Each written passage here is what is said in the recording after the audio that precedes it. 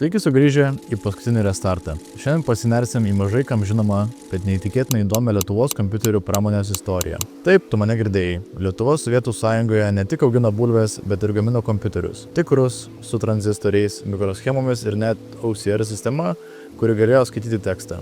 Paklausykit, viskas prasidėjo Vilniuje, o baigėsi Šiauliuose, su legendiniu BK 0010 ir ne BK čia ne Burger King. 1957 metais Vilniuje pradėta gaminti kasos aparatus, bet sovietų valdžiai greit nusibodo monetos ir 59 metais jie nusprendė Vilnius gamins kompiuterius. Ir viskas. Gimė Vilniaus skaičiavimo mašinų gamykla. Pirmieji produktai - perfokortų skaitytuvai. Na, tie seni aparatai, kurie ryja skeletas korteles. Panašu į tai, ką dabar printeris daro su A4 formatu, kai jiems nepatinka tavo toneris. Bet tikras proveržis įvyko, kai lietuviai sukūrė pirmą originalų kompiuterį - EASP-S.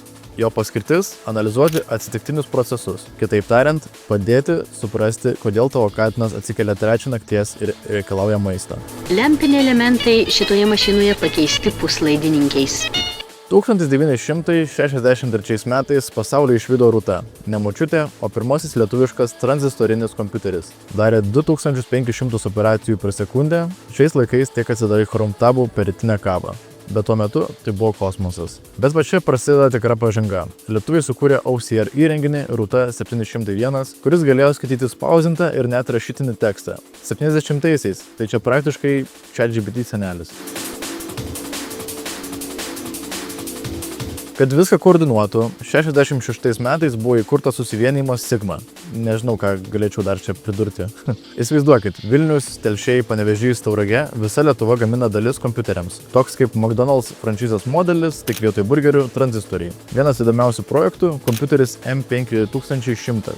Jau su integruotais grandinais. Nebebuvo jokių lempos dega išjungę momentų. Tai jau buvo rimta technika. 30 varžų. Tai buvo 69-ųjų pabaigoje. Kol Vilniuje darė kompiuterius, Šiauliai nusprendė, davai mes gaminam mikroschemas. Taip gimė Nuklonas.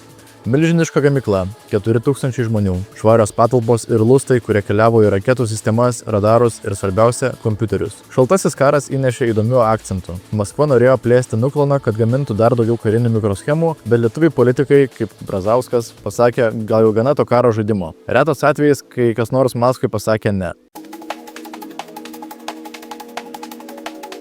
9-ame dešimtmetyje sovietai pagaliau suprato, gal reikėtų vaikus mokyti dirbti su kompiuteriais. Ir taip gimė BK 0010. 16 bitų mažiukas kompiuteris su basic kalba ir galimybė jungtis prie televizoriaus. Va čia jau prasideda nostalgija. Ir štai 86 metais BK 0010 pradeda rinkti Lietuvą. Tiksliau Nuklonas Šiauliuose. Mūsų mikroschemos, mūsų darbininkai, mūsų BK. Jie keliavo po visas sovietų mokyklas. O lietuvių sukurta Vilniaus basic kalba tapo pagrindiniu tiems pirmiems programavimo bandymams. BK klasės turėjo net tinklus. Vienas kompas mokytojų, kiti vaikam. Ir taip būtent su šitais kompiuteriais pirmą kartą mokyklos pamatė, kaip atrodo algoritmas, arba kaip jis neveikia, kai kasetė neišsikrauna.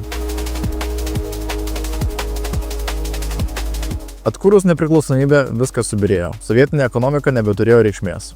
Užsakymų nebuvo. Vakarų konkurencija buvo nesuvokiamai stipri. Sigma išnyko. VSMG užsidarė. Nuklonas dar šiek tiek kovojo, net gamino saulės baterijas. Bet 94-aisiais bankrotas. Tačiau palikimas išliko.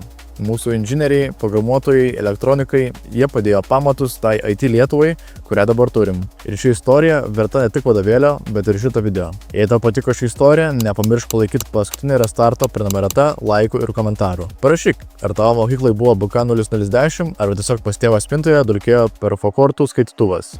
O mes pasimatysim kitame video.